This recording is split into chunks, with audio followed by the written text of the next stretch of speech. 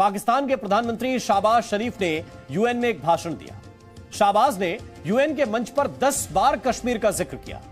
कश्मीर के बारे में प्रोपेगेंडा फैलाया, लेकिन पाकिस्तान का झूठ ज्यादा देर तक टिक नहीं पाया, क्योंकि पाकिस्तान ने कश्मीर के बारे में जितने भी झूठ बोले, भारत ने गिन गिन कर उसी मंच पर करारा जवाब दिया। पाकिस्तान की धज्जियां उड़ाने वाली अगली रिपोर्ट में देखिए, शाहबाज के कश्मीर राग पर भारत ने कितना धोया। Prime Minister of the Islamic Republic of Pakistan. UN के ग्लोबल मंच से भी शहबाज शरीफ ने पाकिस्तानी प्रोपेगेंडा फैलाया। कश्मीर से लेकर इंडिया के बारे में शहबाज ने जमकर झूठ बोला। शहबाज ने जितने फर्जी बयान दिए, उन सब का जवाब देकर भारत ने इसी मंच पर पाकिस्तान को धो डाला। At the heart of this long-standing लंबे समय से चले आ रहे इस विवाद में कश्मीरियों को उनके आत्मनिर्णय के अधिकार से दूर रखा गया है। to self-determination. भारत का 5 अगस्त 2019 का गैर कानूनी और एक तरफा फैसला जम्मू कश्मीर की अंतर्राष्ट्रीय मान्यता को बदलने और कब्जे वाले इलाके की जनसांख्यिकीय संरचना को बदलने के लिए किया गया है। Disputed status of Jammu and Kashmir and to alter the demographic structure. नई दिल्ली ने कश्मीर में 9 लाख सैनिकों की तैनाती की है, जिसने इस इलाके को दुनिया में सबसे अधिक सेना के जमावड़े वाला इलाका बना दिया है।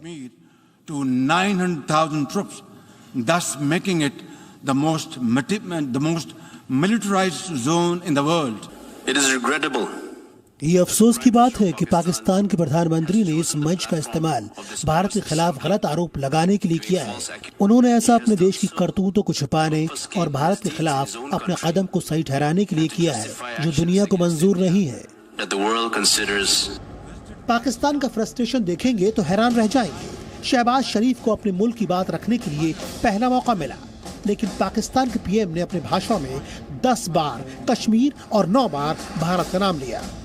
शहबाज इस मौके का इस्तेमाल मदद मांगने के लिए कर सकते थे, पर उन्होंने भारत के खिलाफ जहरीले बयान देना ज्यादा जरूरी समझा। पाकिस्तान की तरफ से हैरान करने वाले बयान दिए गए। दुनिया भर में आतंकवाद एक्सपोर्ट करने वाले पाकिस्तान ने आतंक पर निंदा का दिखावा किया, पर आतंक के मुद्दे पर भारत ने भी पाकिस्तान को घेर लिया। Pakistan strongly condemns terrorism. Pakistan हर तरह के आतंकवाद की कड़ी निंदा करता है।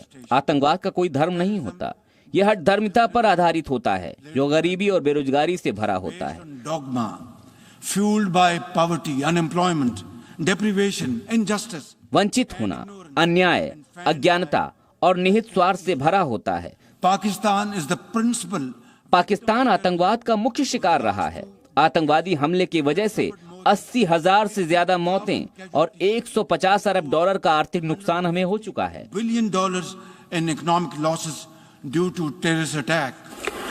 A polity that claims it seeks peace. अपने पड़ोसियों के साथ शांति चाहने वाला देश सीमा पार आतंकवाद को कभी बढ़ावा नहीं देगा, न ही मुंबई के भयावह आतंकी हमले के साजिशकर्ताओं को पनाह देगा। केवल अंतर्राष्ट्रीय समुदाय के दबाव में उसके अस्तित्व को स्वीकार किया गया। यूएन के मंच पर शहबाज शरीफ ने सिर्फ अपना ही नहीं, चीन का एजेंडा भी सामने रखा। पाकिस्तान को सबसे ज्यादा डर भारत के बढ़ते प्रभाव से लगता है। संयुक्त राष्ट्र सुरक्षा परिषद में भारत को शामिल करने की बात हुई तो शहबाज का एक और डर सामने आ गया।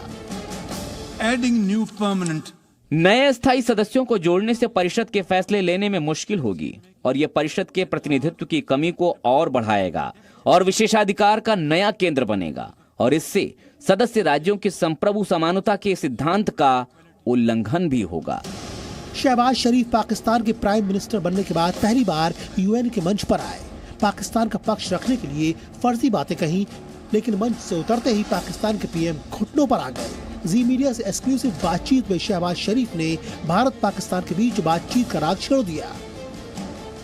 Well, I've said very emphatically and very clearly, without any ray of doubt, that we are prepared to talk, peaceful talk, and sincere talk is the only way forward. Arms to the teeth. This is what I've said. On trade as well.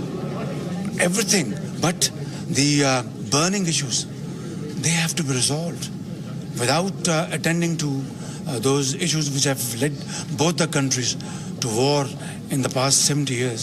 Without, talking on those issues and trying to find a way forward, other matters become irrelevant. It has to be a comprehensive dialogue, composite dialogue. It's very important. So this is what my message is to Prime Minister Modi, that if he understands and appreciates this, sooner the better. It will be good for both the countries, the entire region. So there's SCO next year in Delhi. Will you be planning to travel for that? Well, I have not been invited so far. Shahbaz शरीफ की भारत से बातचीत की पेशकश का मतलब समझिए। करीब आधा पाकिस्तान पानी में डूबा हुआ है। इस्लामाबाद को दुनिया से मदद नहीं मिल रही और पाकिस्तानी मीडिया का दावा है कि शहबाज सरकार जल्द ही दिवालिया होने का ऐलान कर सकती है। यानी शहबाज के पास भारत से मदद मांगने के अलावा कोई दूसरा रास्ता नहीं बचा। ब्यूरो रिपोर्ट, जी मीडिया।